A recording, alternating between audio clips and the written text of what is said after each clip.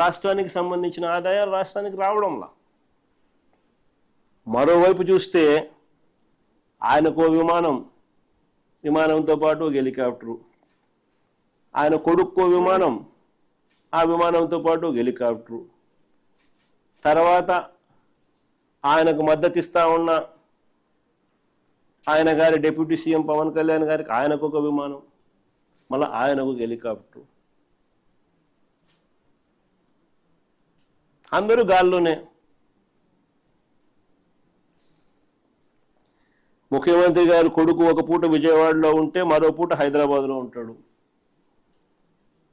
ఇంకో పూట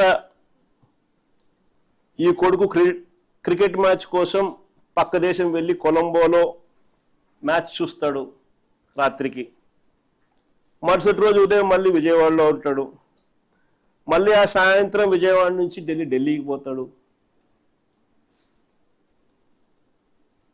అంతే ప్రైవేట్ విమానాలే.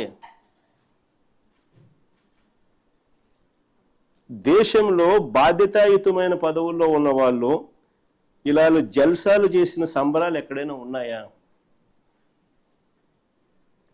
కొలంబోలో మ్యాచ్ ఆడుతా అంటే ఈయనకేం స్వామి, నాకు అర్థం కాదు. ప్రైవేట్ ఫ్లైట్లో కొలంబోకు పోయి మ్యాచ్ చూస్తాడు. ఈ టీవీ చూస్తే కనపడదా మ్యాచ్?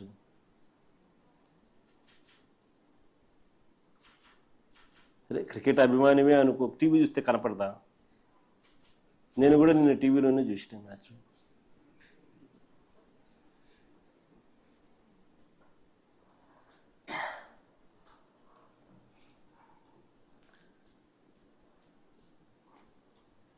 రాష్ట్ర ఆదాయాలు ఎలా పెరుగుతాయి? ఇక రాష్ట్ర అప్పుల విషయంలోకి వస్తే మళ్ళీ అవే గోబెల్స్ ప్రచారాలు. చంద్రబాబు నాయుడు గారి నైజం నిజంగా కుక్కతోక వంకరే. అంటే ఎన్నిసార్లు మనము చెప్పినా కూడా ఎందుకయ్యా అబద్ధాలు చెప్తావు, వాస్తవాలు ఇవి, ఇదిగో వాస్తవాలు అని మనం ఎన్నిసార్లు ప్రజెంటేషన్ ఇచ్చినా, ఎన్నిసార్లు మనం సాక్ష్యాలు ఆధారాలతో సహా చెప్పినప్పటికీ కూడా అవే గోబెల్స్ ప్రచారాలు, అవే అబద్ధాలు రిపీటెడ్గా. కుక్కతోక కూడా ఎప్పుడైనా మీరు గమనించే ఉంటారు. దాన్ని కరెక్ట్ చేయడానికి నువ్వు ఇటు చేయండి, అది మళ్ళీ ఆయనకి వెళ్ళిపోతుంది. అందుకనే సామెత కూడా అంటారు కుక్కతోక వంకర అని. చంద్రబాబు నాయుడు గారి నైజం కూడా కరెక్ట్గా అంతే. మొన్నటి బడ్జెట్ ప్రసంగంలో కూడా ఏకంగా 9.74 లక్షల కోట్లు అప్పులు మేము మిగిల్చామంటారు. బడ్జెట్ ప్రసంగంలో వీళ్ళన్న మాటలు అసలు నిజాలేంటో తెలుస్తాయని, రాష్ట్రానికి సంబంధించిన అప్పులు ఎంతుంటాయో రాష్ట్ర ప్రజలకు ఎక్కడ తెలిసిపోతుందేమోనని ఏకంగా బడ్జెట్ పేపర్స్లో అప్పులకు సంబంధించిన టేబుల్ వాల్యూమ్ నెంబర్ 6 ఈ బుక్లో ఉంటుంది. వాల్యూమ్ నెంబర్ 6 బుక్లో దీనికి సంబంధించిన టేబుల్ పూర్తిగా ఎత్తేసారు, కనపడదు. ఇది ఎప్పుడు జరగదు మామూలుగా. నేను ఆశ్చర్యంగా చంద్రబాబు నాయుడు గారిని ఒకటే అడుగుతా, అయ్యా చంద్రబాబు నాయుడు గారు ఇక్కడ దాచిపెట్టవచ్చు, కానీ మీరు ప్రజెంట్ చేసిన చంద్రబాబు నాయుడు గారు ప్రజెంట్ చేసిన మీ తొలి బడ్జెట్ అప్పటికింకా ఇంత తెలివితేటలు ముదర్రా. ఈయన ప్రజెంట్ చేసిన 2024-25 బడ్జెట్ డాక్యుమెంట్స్లో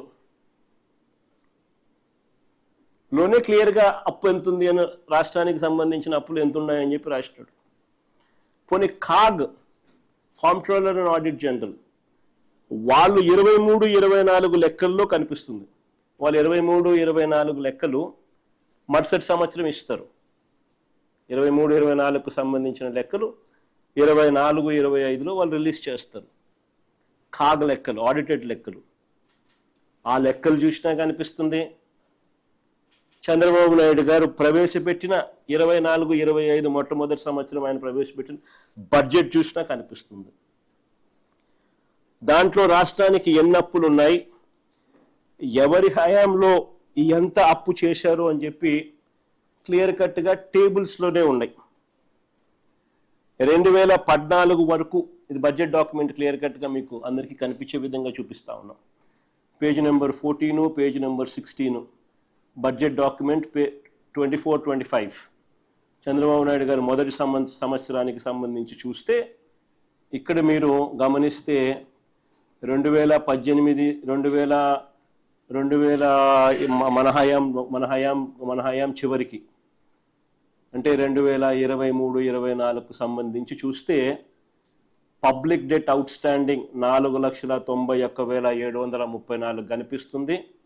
తర్వాత state guarantees government guarantees out standing అనేది పేజ్ నెంబర్ 16లో కూడా 23-24లో మరో 1,54,797 కోట్లు కనిపిస్తుంది.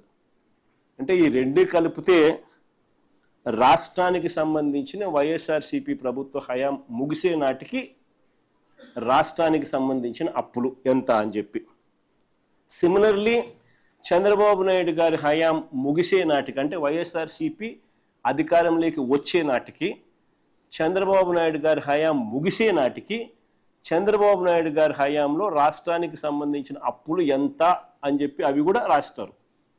2018-19కి సంబంధించి పబ్లిక్ డెట్ అవుట్ స్టాండింగ్ 2,57,000 చిల్లర కోట్లు అక్కడ కనిపిస్తుంది. పేజ్ నెంబర్ 14లో గవర్నమెంట్ గ్యారంటీస్ అవుట్ స్టాండింగ్లో 2018-19కి సంబంధించి 55,508 కోట్లు ఇక్కడ కనిపిస్తుంది. ఈ రెండు యాడ్ చేస్తే చంద్రబాబు నాయుడు గారి హయాంలో వైఎస్ఆర్సీపీ ప్రభుత్వం రాక మునుపు 3,90,247 కోట్లు